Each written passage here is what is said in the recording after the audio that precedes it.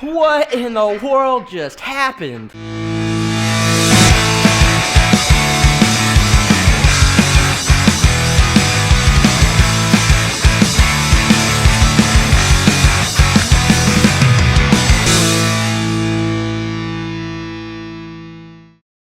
Never mind, we can't feed them like normal because I can't find a scoop, so I gotta figure out something to throw some feed out to them with. Alright, had to use the big old bucket today, so let's go feed them. Alright, look at all of them. Y'all ready to eat, huh? Y'all ready to eat wherever I go. They're my best friends now.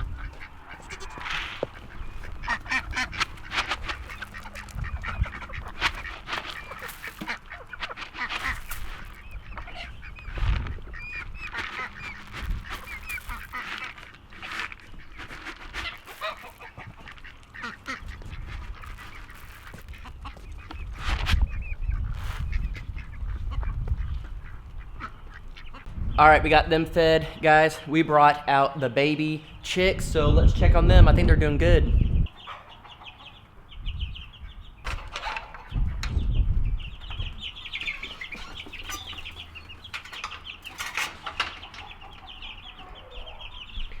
They got some good fresh water in here. Last night it was a little nasty and rainy outside, but I think they did all right. More than likely, they slept in this thing. As you can tell, it's still a little dirty. That's the tub we kept them in. So I figured if I just turn around this side, they'll know that that's home, they can go in there. But we also have this barrel. I don't have any hay or straw or anything in there right now, but we have a bunch of shavings from inside. So I'll probably put some in here so they can get used to that. But guys, they did great. Look at them all over there. They're a little scared because it's their first time out here, but I want to fill all this up with grass clippings. I'm going to mow in a little bit and fill it up, let them start getting used to grass, pecking bugs, all that stuff. Again, every time we do something for our animals, we want it to be as natural as possible instead of being stuck in a small cage. Y'all want some food? Let me go get you food, because they ate this thing dry. All right, I got some food in there now. Can y'all guess what these are going to be? These are all mixed birds from what we got, so I'm thinking there's some reds, definitely red, you could tell. We have a white chicken, I'm not really sure what kind it is. And then we have the black one, which is the black Moran, I don't know. So let us know what you guys think these are.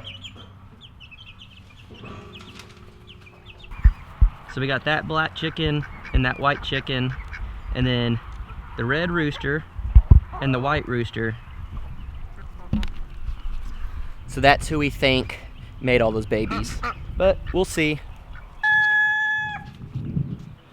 Our biggest issue right now is the quail. Guys, we're not 100% sure if we're gonna keep these guys or not. It doesn't seem really worth it at this point. So as Jason was saying earlier about the quail, we're not really sure if we are going to continue trying to go down that route with them. They are full grown. They're in the sun, they have plenty of food, they're not laying yet. None of them are. So, of course there's males in there, but none of the females are laying.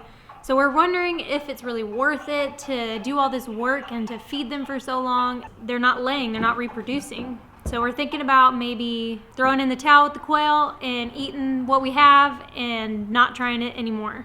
And on that note, if we're doing something wrong, let us know. I don't know. This is our second time to try quail. Maybe we're just in a weird spot. I don't know. But the first time we had them, we kept them in the barn, and they didn't do anything. And then we put them out there. They're not doing anything.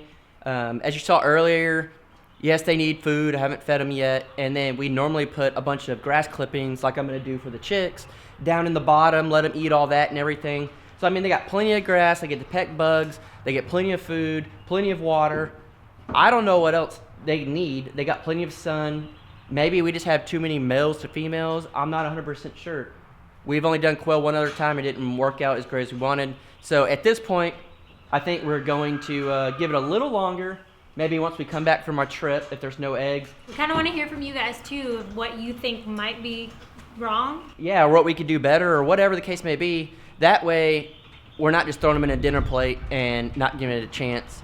But Again, we bought them as an investment just to see, as like an experiment, I guess, to see if it would work. As of right now, I would rather raise chicks and rabbits than that. And actually, I wouldn't mind raising Peking ducks. I think that's how you say it. These things are insane. Our neighbors, Tom and Rhonda, have some, and they are actually out in Ireland right now, which is insane. So we've been watching their animals, and I'm gonna go over there in a little bit and show you these ducks. They're huge. They are younger than our chicks. Well, the chicks that we have outside now. Probably what, 2 months old? Yeah, they're maybe 2 months old, and these things are huge. So to us, we might do that as meat birds. Yeah, we're also thinking about the Cornish cross as well. Yeah. And meat rabbits. Yeah, and so we would just take Quail out. Even when we did butcher the other one, it didn't seem like that big of a payoff as far as meat goes. But as right now, I think we might the Quail and go with more meat chickens and meat duck, and then rabbit.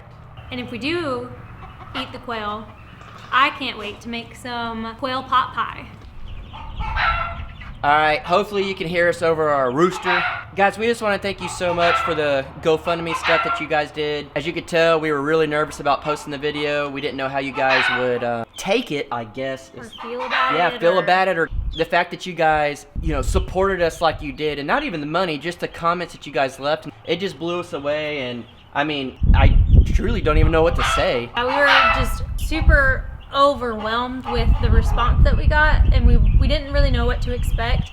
And so the love and support that you guys have showed us and expressed to us means more to us than you will probably ever know.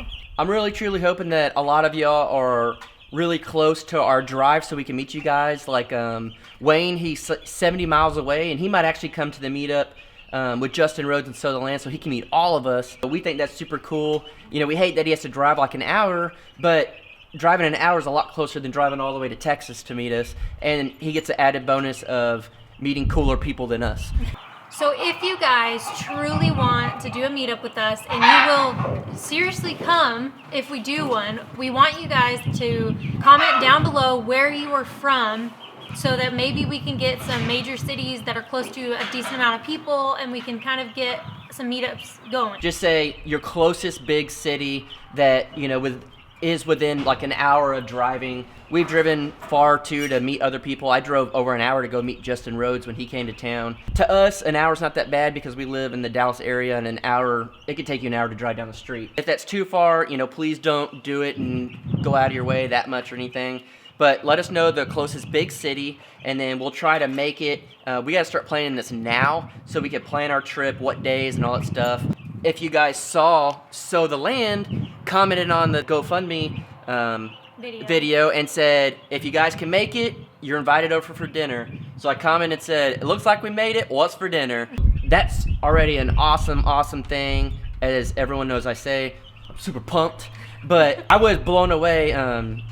Jared yelled, "Did you see their comment?" And we got super excited about it. And so hopefully, fingers crossed, we reached out to Justin Rhodes, and we'll get to go do some stuff with him. But guys, again, thank you so much. Like, it literally just blew us away. Like, I almost cried.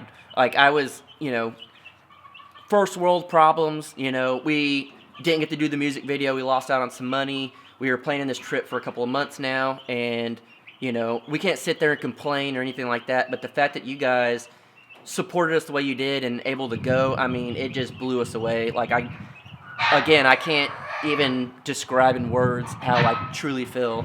But if you did donate, please email us at the Crocker Homestead at AOL.com, because we're going to send you stuff. So please, if you haven't already, email us. So far we only have 2 people that have emailed us their address that have donated. So please, if you donated, send us that email. We want to send you guys some stuff.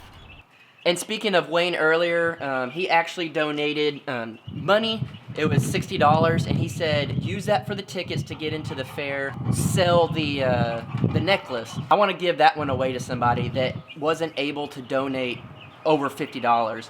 So what we want to do is, if you donated under $50, we want to give one away to you. So we will post that on our family Facebook group, and all you have to do is just comment on and it, say, thanks, Wayne. and say, thanks, Wayne. We'll pick a winner next Friday. Yeah, we'll give it a week. Yeah, we'll give you guys a week to do that, and we'll pick a winner next Friday to win one of the necklaces. So if you haven't already joined our family Facebook group, please do so. It is the Crocker Homestead family, and find that picture. If you donated under $50, comment on it, and you have to comment "Thanks Wayne" in order to be entered. So we are so excited about that. I'll have it posted right after this video is posted. Just thank you guys so much again for subscribing. If you haven't subscribed to our channel, we just hope that you do so, and please hit the notification bell. And we also have Facebook and Instagram, all that great stuff. Everything is in the description below. Thank you so much, you guys, as always, and we will see you tomorrow. And on this video, comment down below and say, thanks, Jared, because unfortunately he can't go with us. He can't get the time off. He already has a team building thing that's paid for work. And so comment down below, Jared donated money so we could do this. He's gonna hold down the homestead again because we're going out of town. So make sure to thank Jared. He's gonna be a part of this as much as he can through us, I guess. But we gotta give recognition to Jared for that. So thank you, Jared. And you guys let Jared know down below How awesome he is for doing this for us.